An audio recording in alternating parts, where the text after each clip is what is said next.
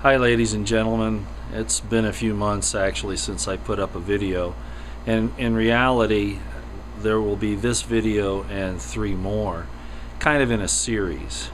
I asked Brand Thornton to put his ideas and feelings on YouTube so that we can have a little different perspective than just mine. But I thought I should do this introductory video just to kind of set the stage for what's coming here. So what I've done is I've decided that there's really not a whole lot that we can do to change the course of our leaders. They're just not going to respond. They're not going to do the right thing.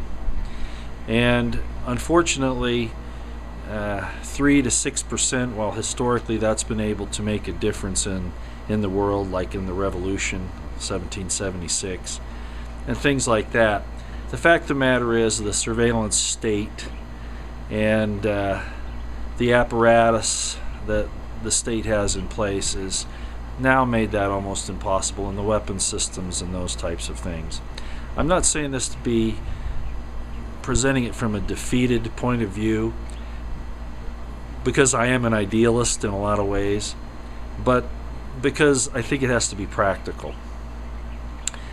So, as I've said from the very beginning of all these things, you know, preparing food and water and ammunition and having a place where you can gather with like-minded people, all of that's really important.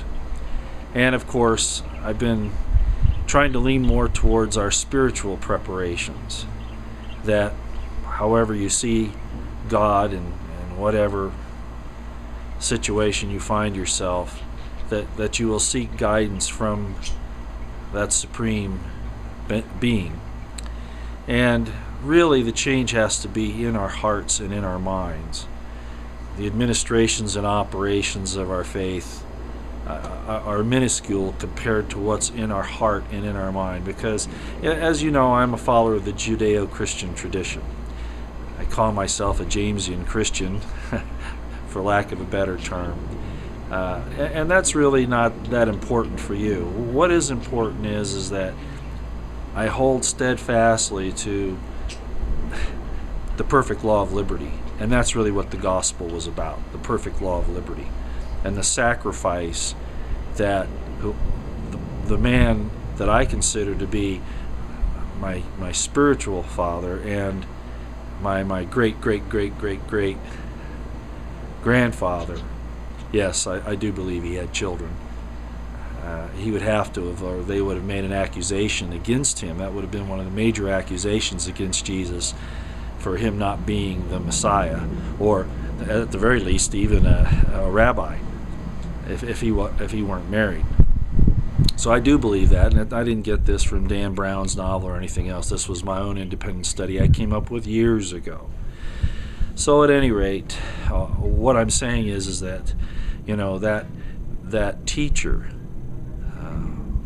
was more concerned with what's in our hearts and minds, that we have that law of God, that justice, that charity, that faith, that hope written in our hearts and minds, more than the particulars of the dogma. So I would ask you to search that out, because in reality that is going to be our salvation, not only as individuals but as a people.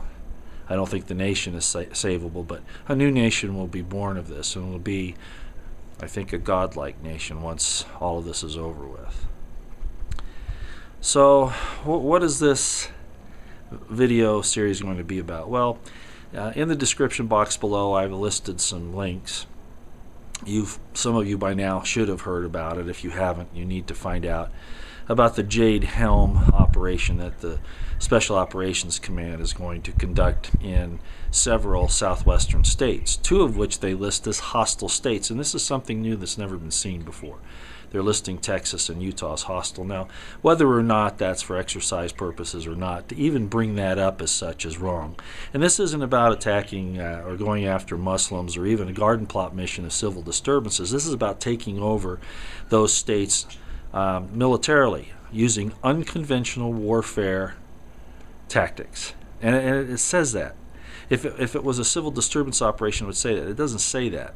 It says it's an unconventional warfare operation. So they're saying they're going to conduct unconventional warfare against these states. That means picking up dissidents, whether they're governors and legislators or just little individuals like you and me. This is really, really dangerous. And this came down from very, very high levels. This isn't just something that NORTHCOM came up with on their own. This came from the National Command Authority, and there are reasons for it. It ties in with the land grab that they attempted to do at Bundy Ranch in Nevada, and really the land grabs that they're doing all over the western states primarily. And Brand is going to get into that. I kind of want to stay on totally the spiritual side and just say that with this thing on Jade Helm, that the evil people are really showing their true colors now, and you really need, if you haven't started to wake up, you really need to quickly. Don't want to go into it much deeper than that. Other than that, when your government starts to consider that you are the enemy, one of two things has happened. Either you've gone astray or they've gone astray. And I can guarantee you that anybody who stands up with the Constitution, with the idea of individual liberty, should not be the enemy of this government unless the government has gone bad. So that's how I look at it. Tied in with the Jade Helm situation is the Asian Development Investment Bank, which is a rival to the World Bank, and many European nations have already exited the World Bank and have gone to this, which has caused a great deal of distress, I guess I could say, to the United States government. And rightly so. We've been a bully in the world for too long. We've been trying to, force everybody into our way of thinking, and that's not what we should have ever been at any time. If you're really as good as you say you are, you set the example. You do things at home that make people want to emulate you, okay? And again, we haven't been perfect. But that's how it was supposed to be. And unfortunately now it's turned into forcing our will on others. And this terrible thing that's happened in Ukraine and the Middle East and Syria, with the thousands and thousands of Christians slaughtered by the very forces that our intelligence agencies have created, funded, armed, and trained. And then, like I say, in Ukraine, our intelligence services did overthrow the legitimate Ukrainian government. They are trying to take over other areas like Uzbekistan, and there are other activities like that along the Russian southern border. We are the aggressors. There's no doubt about that. And I just want to say again, we should be the example to the world of righteousness, not this empire building, which Karl Rove admitted we're doing. So at any rate, spiritually, how do I look at it? The world will be in commotion. Men's hearts will fail them.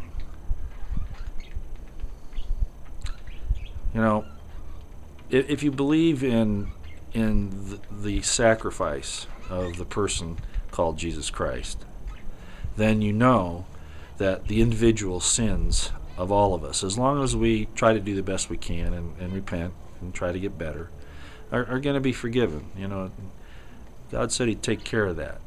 All right, not the evil people. If the evil, that's up to God if He wants to forgive them. Don't misunderstand me. But the truly evil people that choose evil to hurt other people, they're going to have a little different circumstance, and I know that. Especially those who know the truth and fight against it openly.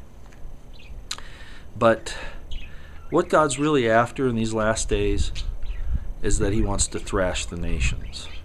The nations are what this is about, because initially it was for the individual. Now the kingdom of God is on our doorstep. And so, kingdoms stand up against other nations and kingdoms. And God says He will throw down all nations. And the people that are in this New World Order think that they're the hand of that God and following all this. They're using the Bible as their playbook, as I said in Divide the Word Part 1 and Part 2 videos that I did, 3 years ago now, 2-3 years ago. So they follow the playbook and they think they're right, but look at the fruits that they use to do that. Okay, that shows you who they are. So, like I say, God's about coming after these evil nations, the leaders in particular of these evil nations. And that's what we're going to be seeing here very soon. So what's going to happen? Well, a division is taking place right now. It's becoming more and more clear what evil and what good is, and our ability to see it and to choose between the two. And that's really what the division is going to be. Where are you going to be? And I've said that for a long time too. It's time to choose. Are you going to choose evil, or are you going to choose good? Do you know the difference? Do you want to know the difference? Do you even care? Are you going to be hot or cold or lukewarm? If you're lukewarm, you're out of the game anyway. You're going to get spit out. So you got to choose one or the other. And that's really where we are at this point. So something major is going to happen that's going to leave no doubt in your mind or mine what right and wrong is on a major scale. That's what's happening here. Prepare yourself spiritually, so with your heart and your mind, with your loved ones, so that you can make the right decision.